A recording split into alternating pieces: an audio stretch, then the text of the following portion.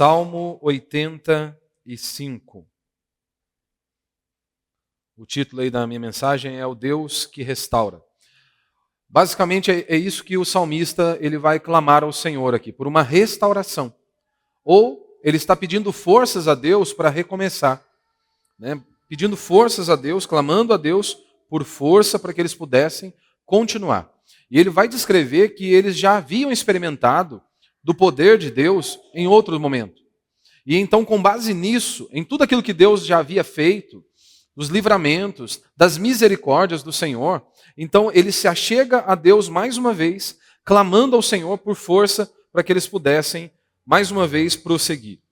E é claro que esse salmo tem tudo a ver comigo e com você. Quantas vezes nós também podemos nos sentir assim, né? Como se a alma estivesse seca, né? Em meio a tantos problemas, em meio a tantas angústias, é um vazio que às vezes você não consegue explicar, é uma sensação, uma angústia, uma dor, é como se o nosso coração estivesse longe de casa, onde nós não conseguimos muitas vezes encontrar ali o refúgio. Nós sabemos que Deus é bom, nós já desfrutamos da presença dEle, já tivemos momento de comunhão com o Pai e já sentimos a presença de Deus.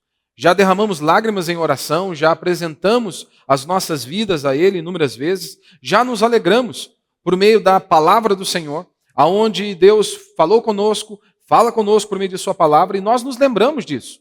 Inúmeras vezes que nós desfrutamos da graça de Deus, da misericórdia do Senhor, do cuidado do Senhor para comigo e com você. Só que aí, de repente, neste cenário no qual você se encontra hoje, ou possa estar se encontrando hoje, parece que tudo isso torna-se algo muito distante. E é claro que inúmeras vezes isso pode acontecer comigo e com você, né? Nós vivemos em um mundo que é tudo muito corrido, né? É tudo muito corrido. As pessoas querem resposta de maneira imediata, muitos problemas, muitas demandas e por aí vai. E aí então parece que tudo isso está muito distante, né?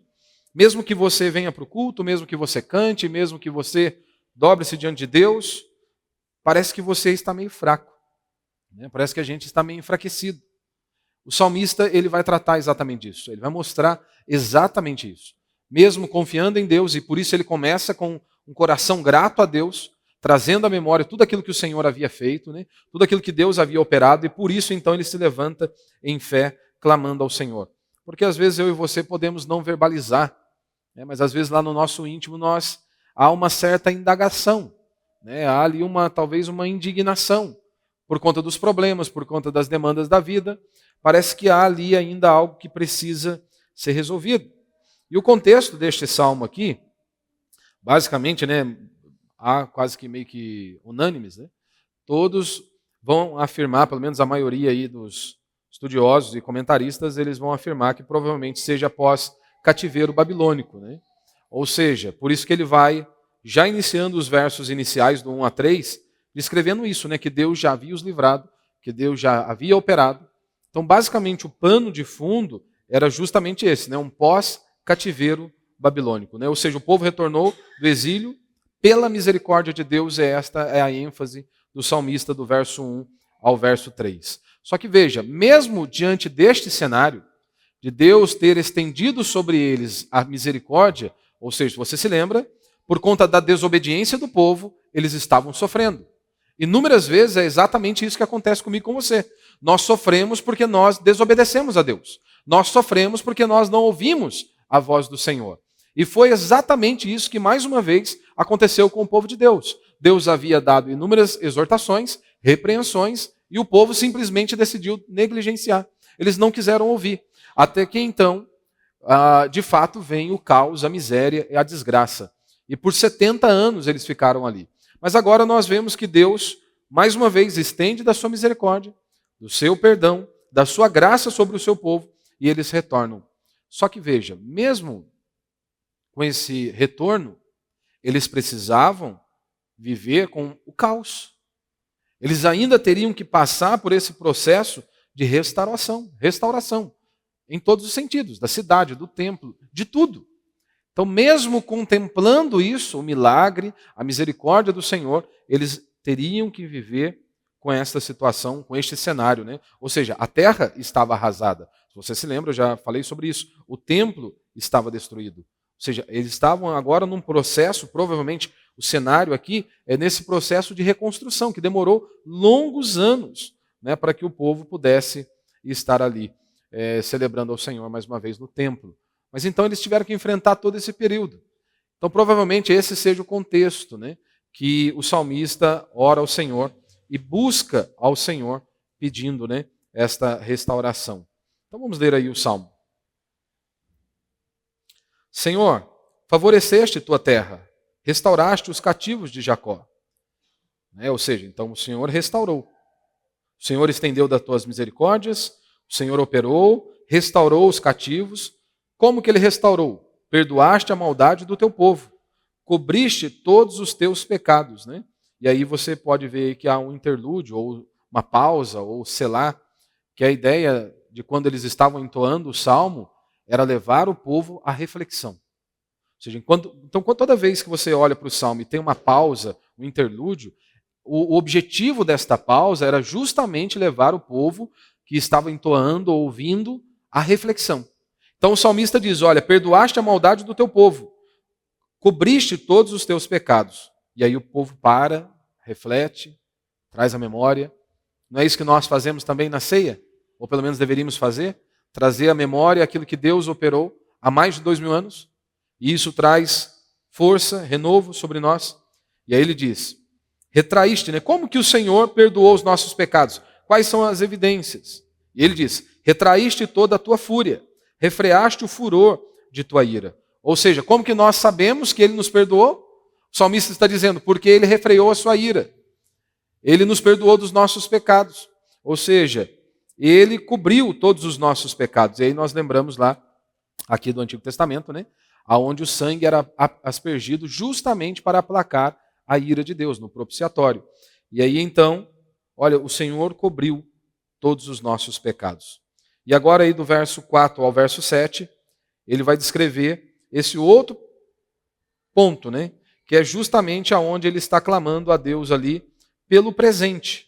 No primeiro aí nós vemos ele descrevendo aí de maneira clara, né? Olha, Deus já operou. Então ele olha para trás e tem essa certeza. Ele é grato a Deus por aquilo que Deus já havia feito. Agora do verso 4 até o verso 7, ele vai nos mostrar um outro ponto. Agora ele está diante deste, mesmo que não seja este cenário, né, do pós-cativeiro, mas ele serve muito bem como exemplo aqui. E aí então imagine, né, diante deste caos, diante de todas essas circunstâncias, ele clama a Deus para que Deus lhe dê força no presente. Ou seja, lá atrás nós já contemplamos a tua mão. Lá atrás nós já vemos a tua misericórdia. E com base nisso, ou seja, em quem o Senhor é, mais uma vez nós nos achegamos a ti. E pedimos que o Senhor nos dê graça. Né? Verso 4. Ó Deus da nossa salvação, restabelece-nos e retira de nós a tua ira. Ou seja, mais uma vez, ele está clamando para que Deus pudesse restabelecê-los. Né? Retira de nós a tua ira. Permanecerás para sempre irado contra nós? Estenderás a tua ira a todas as gerações? Não tornarás a vivificar-nos para que o teu povo se alegre em ti?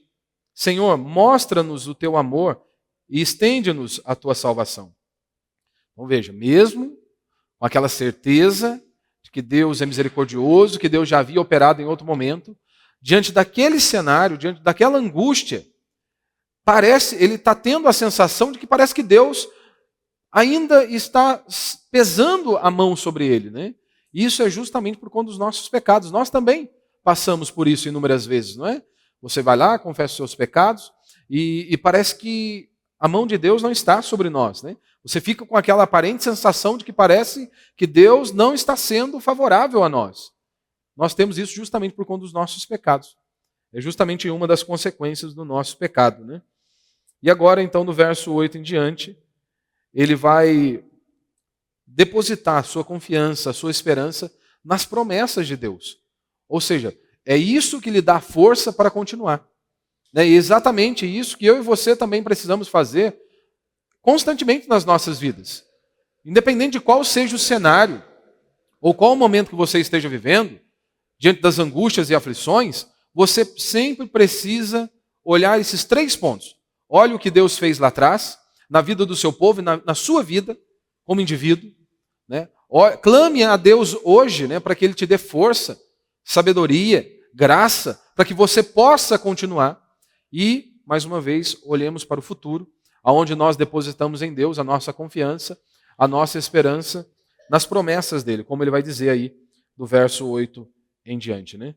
Escutarei o que Deus, o Senhor, disser, porque ele promete paz ao seu povo e aos seus santos, que eles jamais voltem à insensatez. Ou seja, então ele nos dá uma dica aqui. Ó. Queremos recomeçar? Para você recomeçar, você precisa ter ouvido atento. Não é só vir ao culto. Nós temos que estar atentos à voz de Deus e nós temos que estar atentos para que a insensatez vá para longe de nós. Porque inúmeras vezes agimos assim, né, como um bando de irracional. Não nos atentamos, não ouvimos a voz de Deus e agimos com muita insensatez. Certamente a sua salvação está perto dos que o temem, para que a glória habite em nossa terra. Então a salvação está perto daqueles que temem o Senhor, para que a glória habite na terra. O amor e a fidelidade, ou a verdade, né, se encontraram. A justiça e a paz se beijaram. A fidelidade brota da terra, e a justiça procede do céu. O Senhor dará o que é bom, e nossa terra produzirá seu fruto. A justiça irá adiante dele, marcando o caminho com suas pegadas.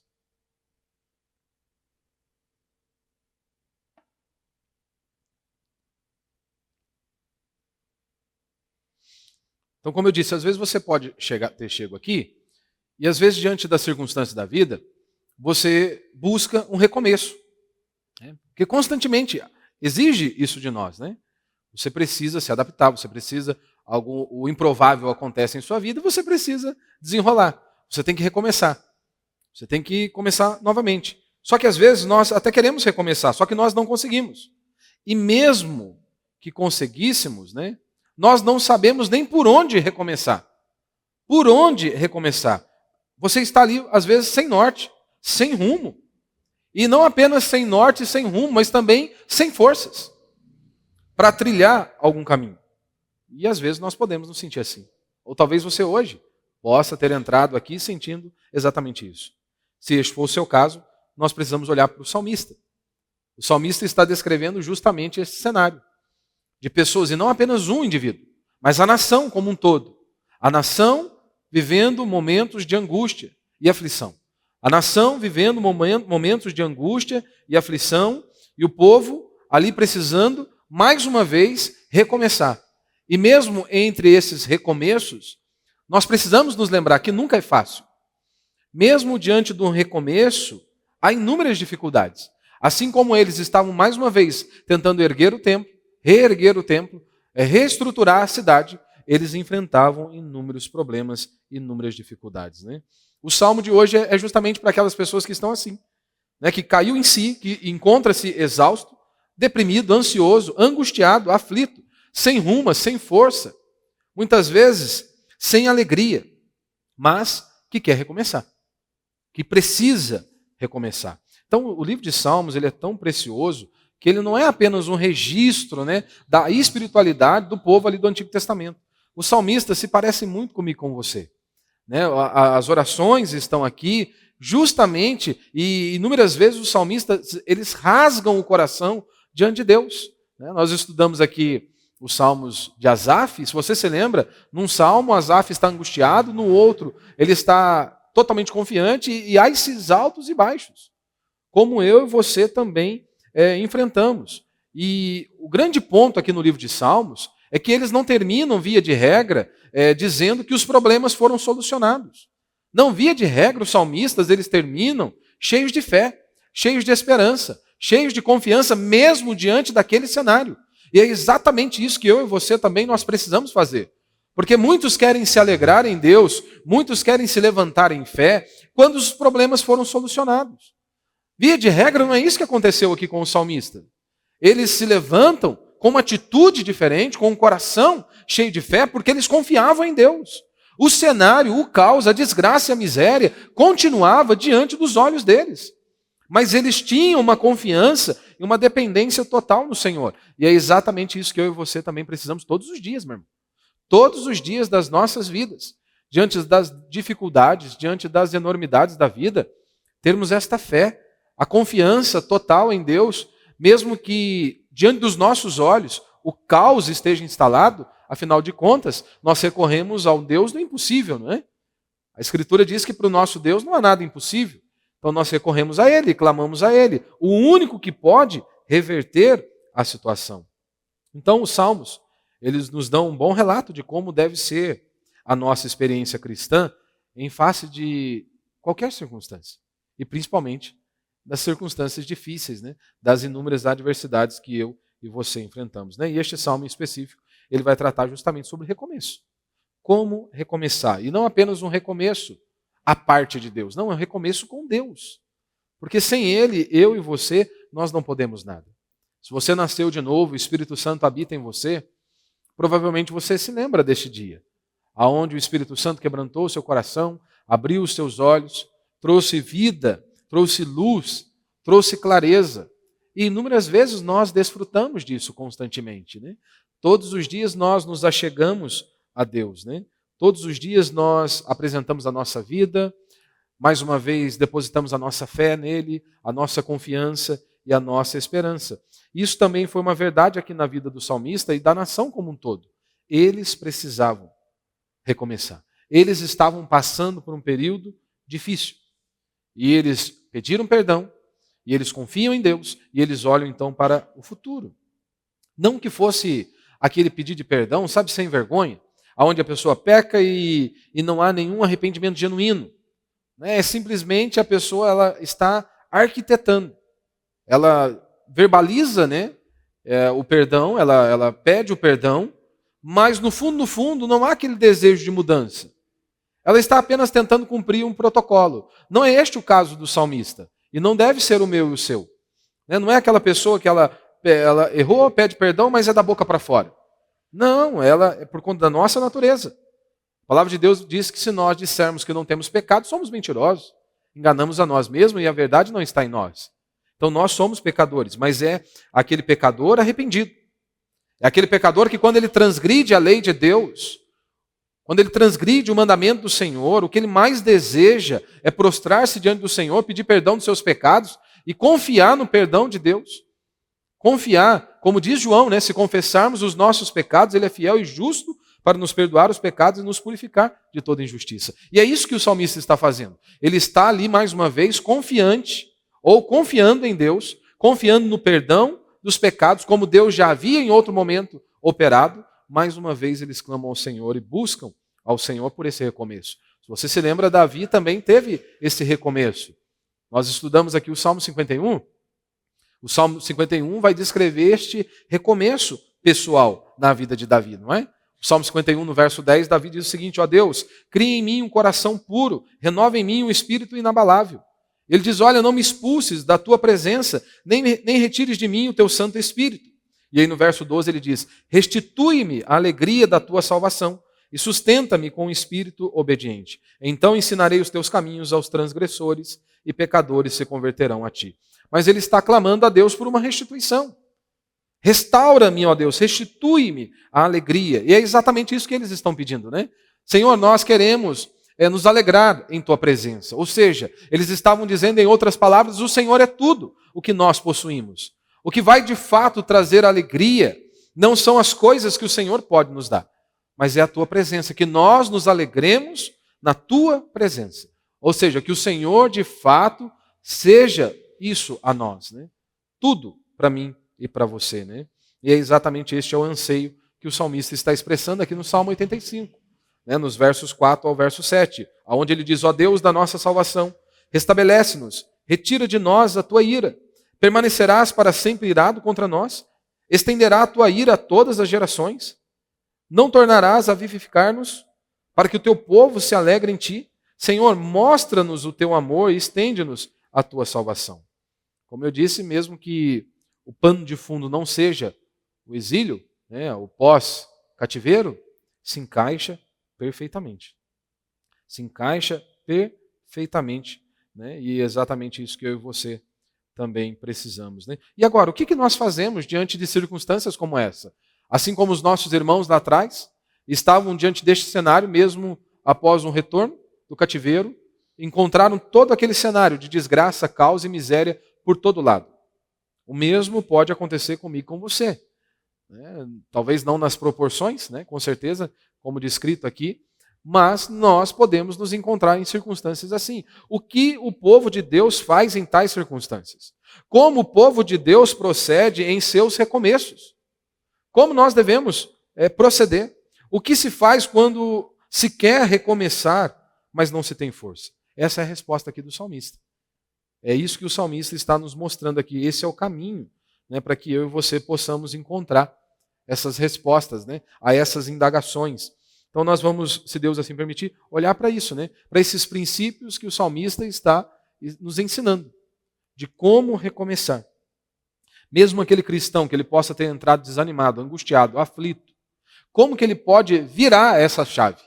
Como que ele pode sair de desanimado, angustiado e aflito, abatido ou desanimado?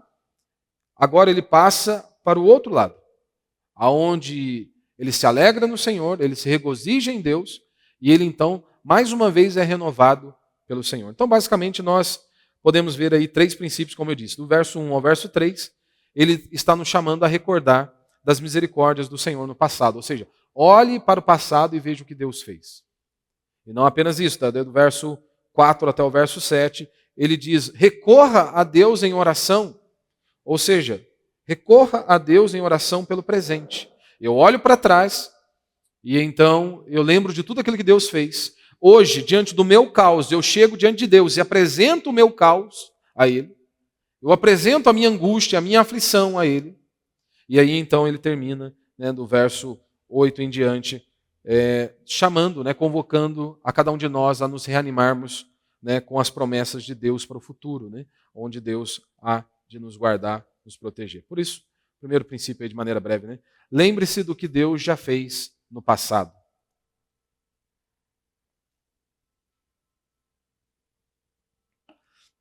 Então, quando a vida ela se torna turbulenta, né, ou nós nos abatemos e perdemos a força para prosseguir, continuar, é sempre bom eu e você olharmos para trás, antes de todas as coisas, né, começarem a dar errado, nós olharmos para trás e lembrarmos de tudo o que Deus já operou nas nossas vidas. Porque se você nasceu de novo e o Espírito Santo habita em você, provavelmente você vai se lembrar da vida infeliz, desgraçada, sem sentido e sem propósito que você vivia.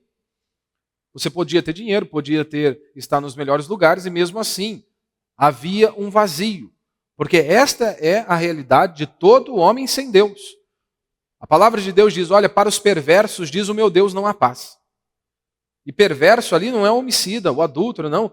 Perverso é um ímpio, é todo aquele que não se arrependeu dos seus pecados. E se você está me ouvindo esta noite, você não se arrependeu dos seus pecados, você não crê em Cristo, não confessou a Cristo como seu Senhor e Salvador, você é um ímpio.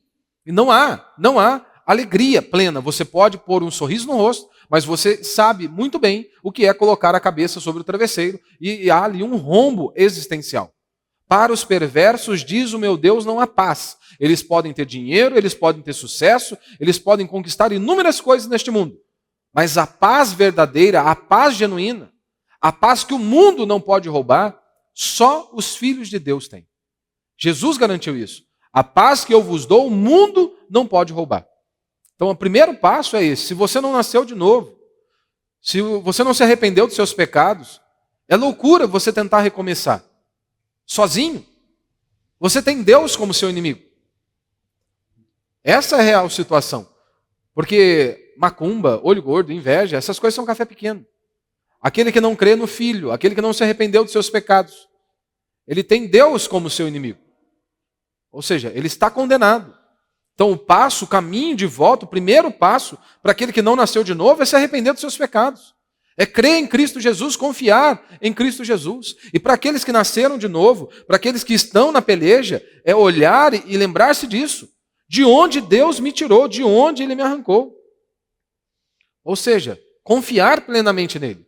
Ou seja, Ele já fez uma vez. Eu o conheço. Eu já testifiquei inúmeras vezes o que o Senhor já operou. Então nós precisamos parar e refletir, né, no que Deus já fez, do que Deus já operou. Então é bom você olhar para o passado e recordar dos grandes atos de misericórdia do nosso Deus, na história do povo de Deus e na nossa própria história, como indivíduos. Né? E principalmente olharmos para a cruz de nosso Senhor Jesus Cristo. Né? Quando nós celebramos a ceia, eu sei que muitos fazem isso no automático, mas todas as vezes que nós celebramos a ceia, você deveria, no mínimo, trazer à memória, relembrar aquilo que foi executado na cruz há mais de 2000 anos. O pecado, a nós, muitos sentem prazer, mas o pecado teve um alto custo a Deus. Deus precisou esmagar o próprio Filho na cruz do Calvário. Deus enviou o seu Filho até nós porque nós não podíamos subir até Ele. E então a ira de Deus Pai é descarregada sobre Ele por conta do meu e dos seus pecados. Então, no mínimo, na ceia, nós deveríamos trazer à memória exatamente isso. Um alto preço foi pago para que nós pudéssemos celebrar ao Rei dos Reis, adorar ao Rei da Glória, o Deus Todo-Poderoso. Aquele, o Cordeiro de Deus que tira o pecado do mundo. Aquele que morreu na sexta, ressurgiu no domingo, está à destra do Pai e que um dia vai voltar para levar a sua igreja.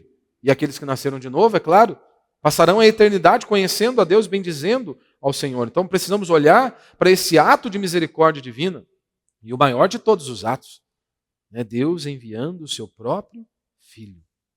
Então quando nós nos assentamos à mesa, né, para a ceia do Senhor, nós deveríamos ter esse coração grato, louvar ao Senhor por tudo aquilo que Ele fez, e nos livrou dele mesmo,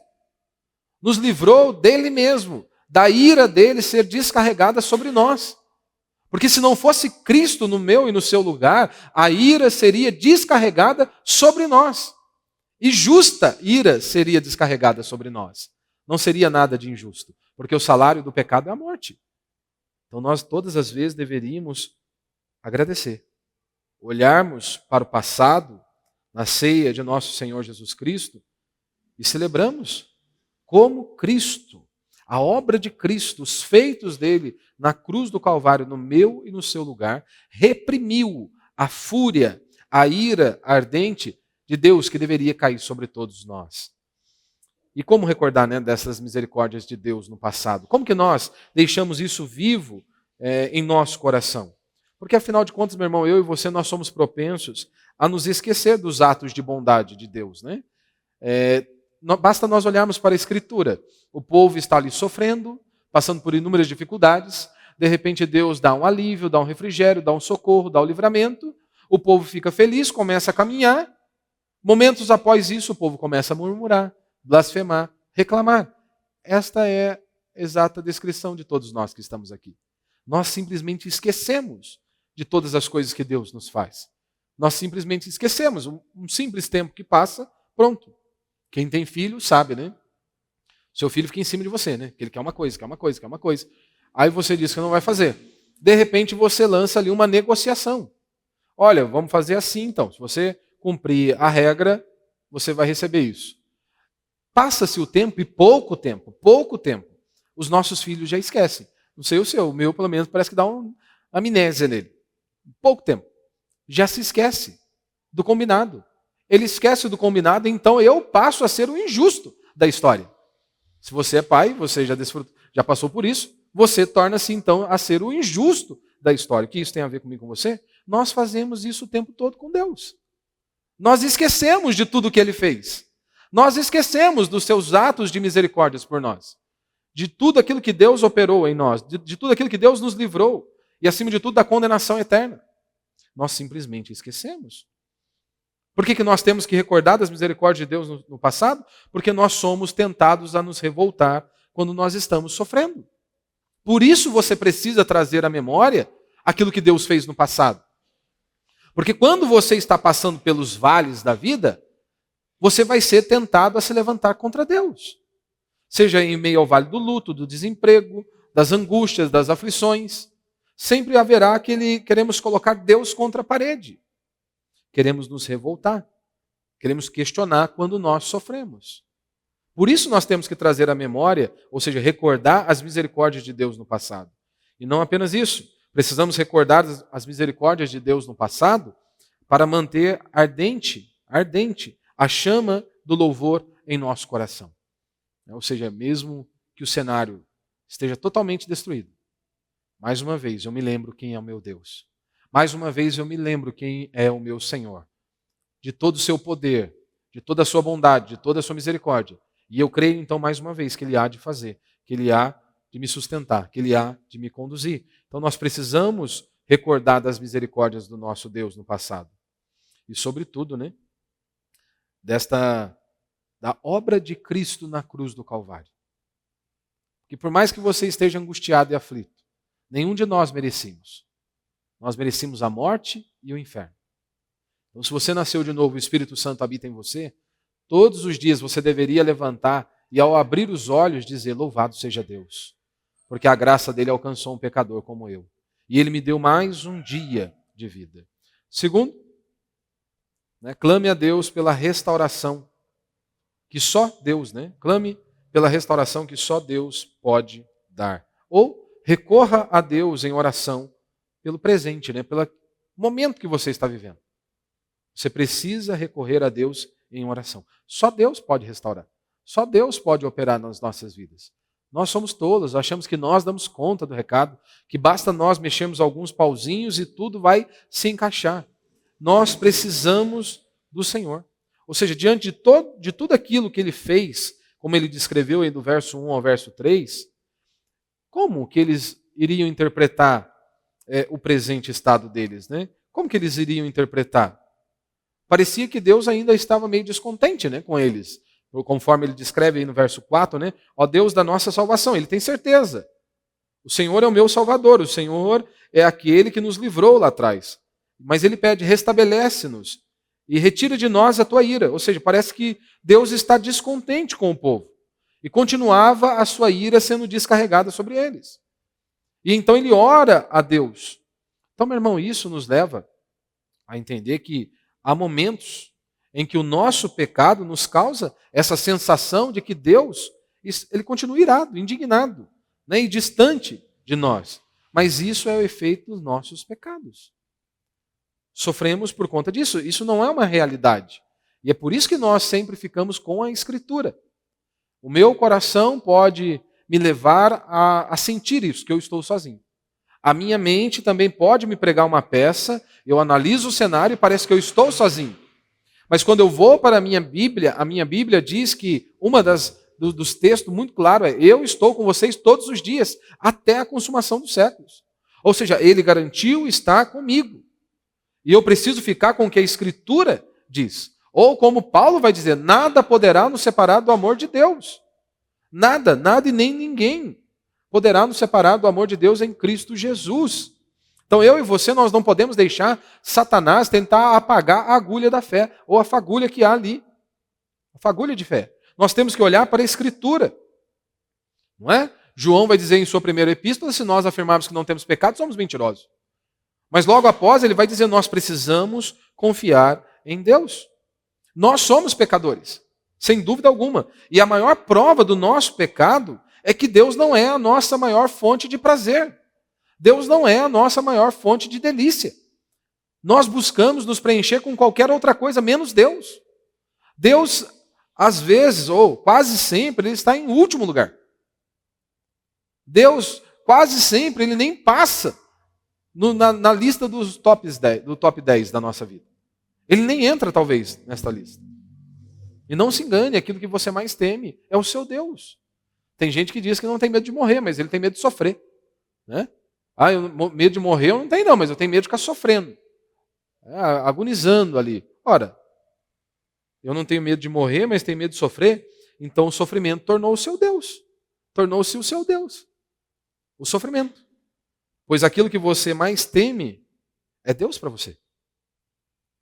Muitos têm medo de ficarem desempregados. Outros têm medo de passar fome. Outros têm medo de ficar sozinho. Isso tornou-se o seu Deus. Então, o que mostra muito claro que nós somos pecadores é justamente isso. Deus não é a nossa maior fonte de delícia, de prazer. Como eu disse aqui recentemente, Imagine, a mulher olha para o esposo e diz o seguinte: olha, eu te amo, mas você não é a minha maior fonte de prazer. Como assim? Você me ama, mas eu não sou a sua maior fonte de prazer? Ora, então você não me ama. Nós fazemos isso constantemente com Deus. Viemos em culto após culto e dizemos que amamos a Deus. Mas durante a semana nós não mostramos isso. Não há evidências de que Deus é a nossa maior fonte de prazer. Nós somos pecadores, meu irmão. Pois lá no fundo do nosso coração, o que nós mais queremos, sabe o que é? É que às vezes nós não verbalizamos isso. Mas lá no fundo do meu e do seu coração, o que nós mais queremos é dinheiro no banco. O que nós mais queremos é um carro bom, é uma casa, é um conforto, é uma prateleira cheia de mantimento, é ter roupas boas e por aí vai. E eu não sou contra essas coisas necessariamente, pois afinal de contas, nós precisamos, né, delas para viver. Mas não é isso que nós mais queremos. Às vezes nos esquecemos de Deus. Ou queremos usar Deus como um trampolim para alcançarmos estas coisas. Ou seja, Deus deixou de ser o centro e a nossa maior fonte de prazer. O que nós mais desejamos são essas outras coisas. O que nós mais sonhamos para os nossos filhos. O que você mais sonha para os seus filhos. Via de regra, muitos pais crentes, o que eles mais sonham para os filhos, sabe o que é? Que eles passem numa boa faculdade, que eles tenham um bom emprego. Né? E muitos sonham que ele seja empregado, né, numa multinacional. Que ele tenha um bom emprego, que ele tenha uma carreira de sucesso, que ele seja uma pessoa bem-sucedida. Ou outros um pouquinho mais visionários, talvez eles pensem, olha, que ele possa ser possa ser um empreendedor, possa ganhar muito dinheiro. Mas veja, isso é o que nós, na maioria das vezes, almejamos para os nossos filhos. Mas eu quero dizer para você, se eles não conhecem o nosso Senhor e Salvador, Jesus Cristo, nós falhamos em nossa missão. Se nós não o levamos ou não despertamos neles o desejo em conhecer o nosso Senhor e Salvador Jesus Cristo, você falhou. Nós precisamos entender que a nossa maior missão, o nosso maior desejo, em primeiro lugar, não é que os nossos filhos sejam prósperos financeiramente, mas é que eles conheçam a Cristo. Que de fato o Senhor possa abrir os olhos deles, quebrantar o coração, que de fato eles se arrependam dos seus pecados, porque é isso que mais importa. E é claro, vamos orar para que Deus possa abençoá-los financeiramente. Não temos nenhum problema com isso. O problema é que muitos pais eles não pensam nessa parte. Eles pensam apenas na prosperidade financeira. Isso é um sucesso aos olhos deste mundo. Não importa se ele está indo rumo ao inferno, mas se está prosperando, está ótimo, está valendo. Eu cumpri a minha missão. Não é? Muitos pais eles falam até com a boca cheia, mesmo que o filho esteja totalmente perdido no mundo. Mas se ele alcançou um patamar, né, neste mundo, se ele alcançou isso, está ótimo demais. Né?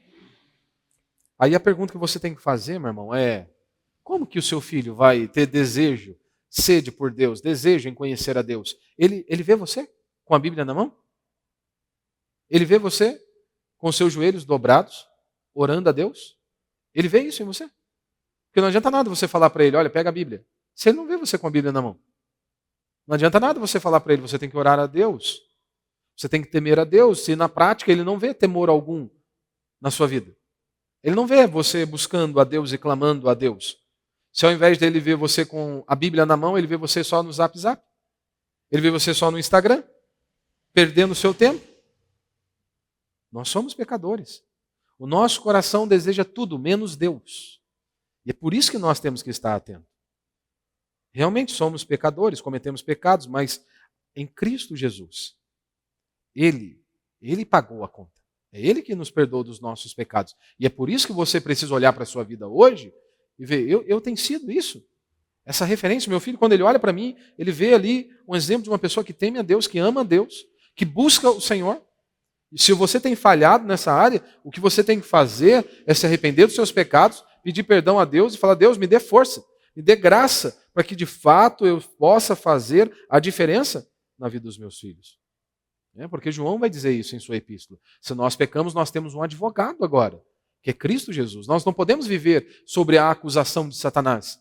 O que você tem que fazer é, ao analisar a sua vida e ver que há erros, que há falhas, que há pecados, você precisa confessá-los. E então seguir adiante, né? Confiar em Deus e seguir adiante. E é exatamente esta angústia que eles estavam enfrentando. Né? Porque veja, meu irmão, se por conta de problemas você não for servir a Deus, você nunca vai servir a Deus. Tem pessoas que têm filho e nunca mais elas voltam à igreja. porque agora eu tenho um filho, então eu estou com uma outra realidade. Então, por conta desta outra realidade, eu não consigo vir adorar a Deus. Mas engraçado, para qualquer outra programação, sempre estão dispostos. Eu não consigo vir ao culto com os meus filhos, mas eu consigo ir ao shopping com os meus filhos.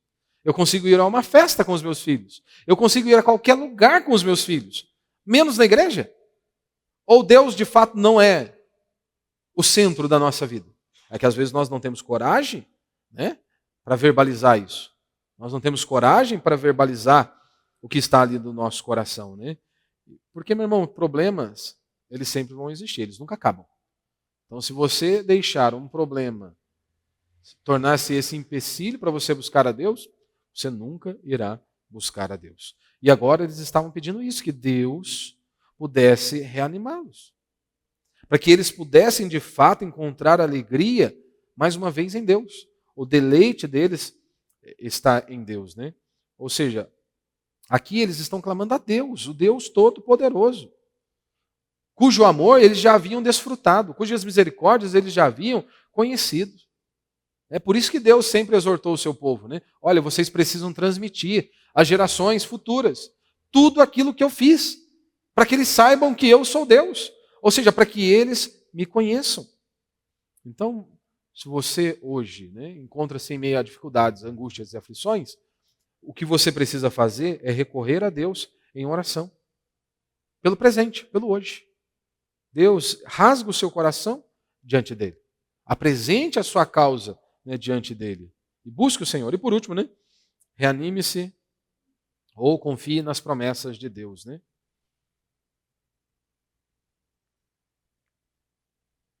Como nós vemos aí do verso 8 ao verso 13, né? Você e eu precisamos de força para recomeçar, ou nós iremos encontrar forças para recomeçar, quando nós nos recordamos das misericórdias de Deus no passado, ou seja, quando nós olhamos para trás e vemos tudo aquilo que Deus fez. Aí você começa a ter força para recomeçar. E não apenas isso, quando você recorre a Deus em oração pelo presente, pelo hoje, onde você rasga o seu coração e fala, Deus, está aqui, essa é a minha situação. É assim que eu me encontro. Eu preciso que o Senhor me dê graça. Eu preciso que o Senhor me fortaleça. E eu creio que o Senhor tem poder para isso, né? E não apenas isso. Reanimar-se com as promessas de Deus para o futuro. Nós olharmos para frente, né? Sabermos que Ele está ali no controle, né? Então você precisa se atentar. Como que eu vou poder me reanimar com as promessas de Deus para o futuro?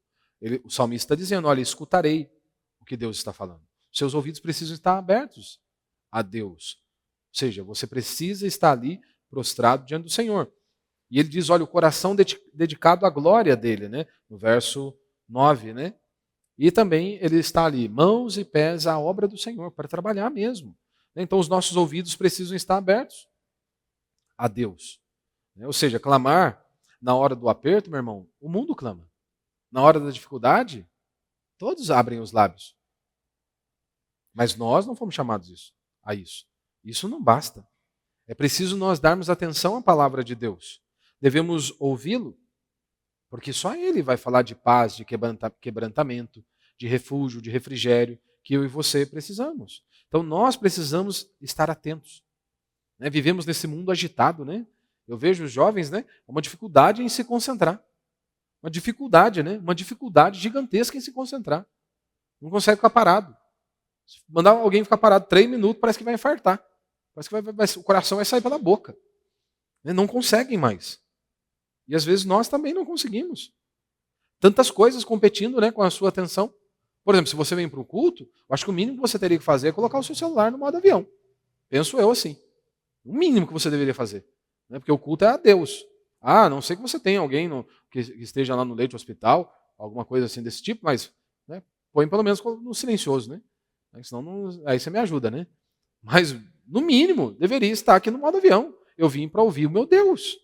Agora, a palavra de Deus vai ficar concorrendo com o seu Zap Zap? A palavra de Deus vai ficar concorrendo com o seu Instagram, Facebook ou qualquer outra coisa? Não, nós precisamos dar ouvidos, atenção. Hoje, quanta gente insensata. Insensata, justamente por conta disso. Não ouvem, não estão ali, não estão atentas. perdendo muito tempo com coisas inúteis. E a vida está passando. E a vida está indo embora. Nós precisamos estar com os ouvidos abertos para Deus. E precisamos também ter um tempo com a nossa Bíblia. Você tem um tempo com a sua Bíblia? Ou você pega a sua Bíblia só no dia de culto? A nossa Bíblia tem que estar aberta. E não é simplesmente aberta no Salmo 23 ou no Salmo 91 para a folha ficar amarela. Não, um cristão, você só vai conhecer a Deus por meio deste livro. Se você não está familiarizado com este livro, se você não lê esse livro, como que você vai conhecer o seu Deus? Nós, cristãos, precisamos estar com a Bíblia aberta. Precisamos nos alimentar do Senhor. Precisamos ter um tempo com a palavra de Deus, né? E um coração dedicado a isso, a glória de Deus. Confiamos, ele diz aqui, a confiança está no Senhor, a salvação está perto daqueles que temem o Senhor. Ou seja, Deus nunca está longe dos seus filhos. Deus nunca está longe, Deus não abandona os seus filhos. Aqueles que se arrependeram dos seus pecados, aqueles que estão ali quebrantados diante dele, Deus ele habita no alto e sublime trono, mas ele está ali com um contrito e quebrantado de coração. E não apenas isso, temos a certeza que um dia ele virá. E como diz João, ele vai enxugar dos nossos olhos toda lágrima. Não vai haver mais dor, sofrimento, angústia ou aflição. Nós recorremos a ele. Temos essa certeza de que quando confessamos os nossos pecados, ele é fiel e justo para nos perdoar os pecados e nos purificar de toda injustiça. Mas estamos perto de Deus? Porque tem muita gente que é como Sansão. Tem muita gente que está hoje dentro da igreja, mas é como Sansão. Nós não podemos permitir que a glória de Deus se aparte de nós. Que percamos a comunhão com Deus. Nós não podemos. Temos que estar atentos a isso. Muitos estão hoje vivendo como Sansão, achando que Deus está com eles. Você se lembra? Sansão está ali, ele acorda dos prazeres com Dalila, e ele vai reagir aos filisteus, e de repente ele vê que ele está sozinho. A glória de Deus se foi, a força de Deus, o Espírito de Deus se foi. Ah, mas eu cresci na igreja. Ah, mas eu faço isso na igreja. Eu faço aquilo na igreja. Mas nós temos tido comunhão com o nosso Deus? Às vezes você pode ser um Sansão. A glória de Deus já foi. A presença de Deus já foi. E aí, se você identificar que já foi, você precisa se corrigir. Você precisa voltar. Você precisa falar, Deus, tem misericórdia. Tem misericórdia de mim, me ajuda. Abre os meus olhos e quebrante meu coração. Me mostra se há algum caminho mau, que eu possa de fato viver para o Senhor e estar ali diante do Senhor, né? Que Deus nos dê graça. Se de fato, se hoje você entrou e a sua vida está tranquila, louvado seja Deus por isso. Mas, lembre-se, né? Os problemas sempre virão. E quando eles chegarem e baterem a sua porta, o improvável acontecer, lembre-se que Deus é aquele que fortalece o seu povo. Deus é aquele que dá força para que possamos recomeçar todas as vezes que precisarmos, né? Por isso vamos ficar de pé, vamos orar a Deus.